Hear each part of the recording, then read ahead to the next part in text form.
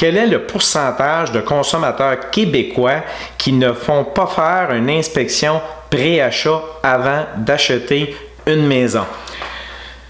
Visionnez ma capsule vidéo aussi qui parle du juridique. Puis en même temps aussi, je vous invite à voir la liste de toutes les vidéos puis plein de bons points intéressants et importants pour les propriétaires de résidence.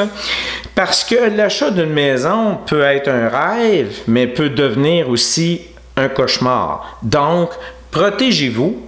Assurez-vous qu'au point de vue, justement, le fait qu'il y a beaucoup de poursuites qui se font en ce qui concerne des défauts, des malfaçons, en grand nombre, et ça se multiplie. Pourquoi? Parce que les gens sont de plus en plus instruits, font de plus en plus affaire, justement, avec des professionnels juridiques, avec des inspecteurs. Donc, c'est tout ça pour vous protéger. Donc, consultez, puis c'est ça, en autre mot, qui protège l'acheteur. Donc, ça vous protège, vous, de faire une bonne inspection pré-achat et c'est conseillé par pas mal tous les gens du domaine juridique, notaire, avocat et tout, pour, en autre mot, autant pour l'achat d'une maison neuve qu'une maison existante. Donc, sous forme de documents pré-achat, donc dans votre offre, un exemple, même les agents d'immeubles, je ne me trompe pas, dans leurs documents, ont déjà une note, une mention qui parle d'inspection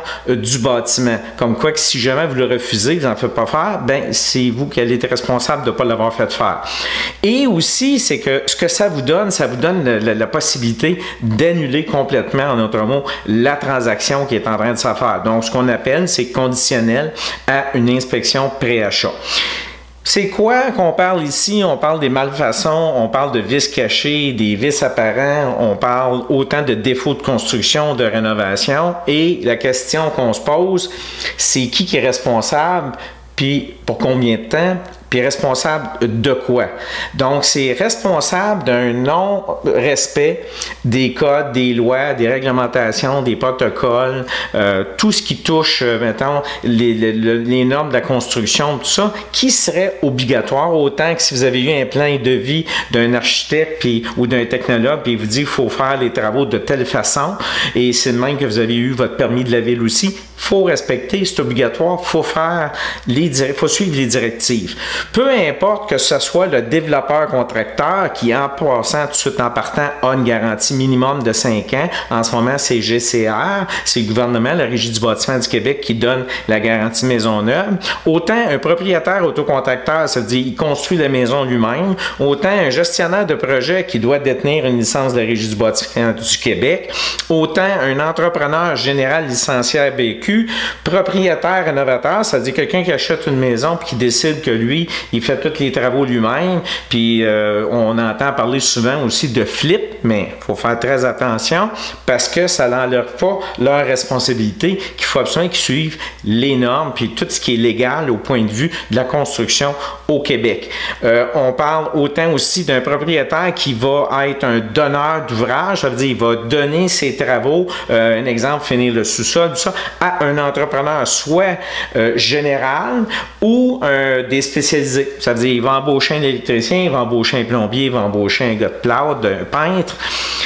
Tout ça n'enlève pas jusqu'à un certain point la responsabilité de ces gens-là ici.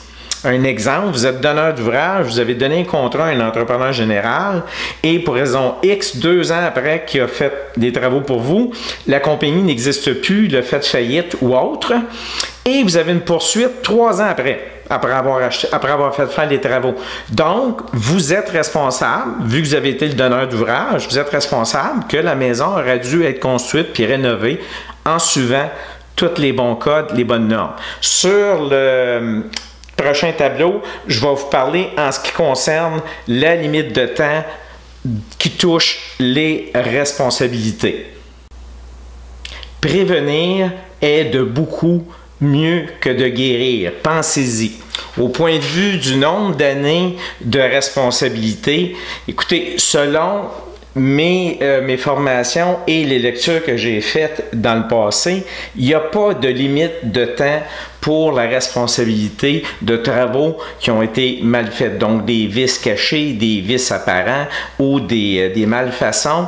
Il n'y a pas de limite. Un exemple, un entrepreneur général vend une maison en 2018 et en 2025, le propriétaire découvre lors des travaux au sous-sol de rénovation qu'un mur qui donnait des signes de problème d'humidité n'a pas été isolé du tout.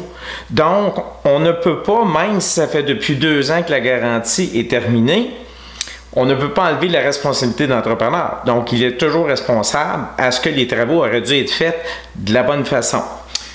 L'hiver, c'est un problème énorme au point de vue de faire des inspections parce que c'est beaucoup limité. De la neige sur les toitures ou de la glace, on ne voit pas le terrain, on ne voit pas les pentes de découlement d'eau.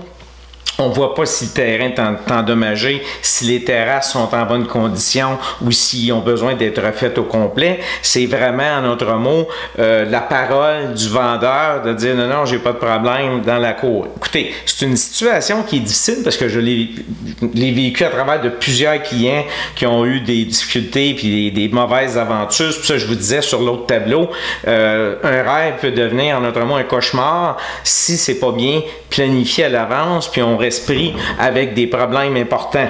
Donc, si on regarde situation difficile, mettons un transfert de travail. Je peux comprendre, mais il y aurait peut-être des solutions à explorer, telles que d'envisager une solution temporaire et acheter après la fonte de la neige. Donc, je sais pas, un appartement qui est loué tout meublé, peut-être le louer pendant 2 mois, 3 mois, puis quand vous arrivez à l'été, puis vous faites voir les terrains comme il faut, des propriétés, là, ce serait peut-être le meilleur temps pour acheter. Donc, ça dépend, c'est du cas par cas. Ce qui est important, notre mot ici, c'est que de regarder des alternatives puis à discuter avec votre conseiller qui peut être un courtier, un notaire, un avocat ou toute autre personne qui travaille dans le juridique puis qui pourrait vous aider dans une situation d'achat de maison.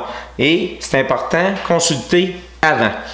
Ici, je mentionne que les dossiers sont très chauds parce que quand on parle historiquement parlant dans le passé, on peut avoir le propriétaire numéro 3, qui est le 3e qui a acheté la maison, qui trouve des défauts importants. Il peut poursuivre à ce moment-là le propriétaire numéro 2. Le propriétaire numéro 2 va faire la même chose. Il va poursuivre le propriétaire numéro 1. Puis le propriétaire numéro 1, si ce n'est pas lui qui a fait les travaux, s'il l'a fait faire par un entrepreneur général ou des spécialisés, c'est lui qui va courir après les autres à ce moment-là. Donc, on voit que c'est chaud, ça peut aller loin, c'est beaucoup de troubles, puis beaucoup d'argent qui est dépensé dans des genres de causes comme ça. Fait que, je vous souhaite que si jamais, premièrement, je ne souhaite pas ce genre de situation-là à personne, mais je vous souhaite que s'il y a quelque chose qui arrive, que vous soyez bien conseillé à travers les situations. Vous pouvez aller voir, si visionnez mon vidéo là, sur YouTube,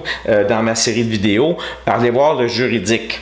Ici, la question que j'ai mentionnée au début du vidéo, les Québécois en pourcentage qui font des inspections, écoutez, on n'a pas la réponse 100% exacte parce que je n'ai pas trouvé. J'ai gardé certains documents, j'ai fait de la lecture sur Internet. On peut dire, selon la lecture que j'ai faite, 50 à 60%, c'est oui, ils font faire des inspections pré-achat, mais moi, je pourrais plus dire de ce que j'ai entendu au cours des années, parce que ça fait longtemps que je suis dans l'immobilier, que je dirais à peu près 70-80% des propriétaires font faire une inspection.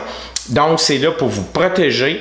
Alors, profitez-en, faites-la et on vous conseille de voir les autres vidéos aussi qui vont suivre. Merci.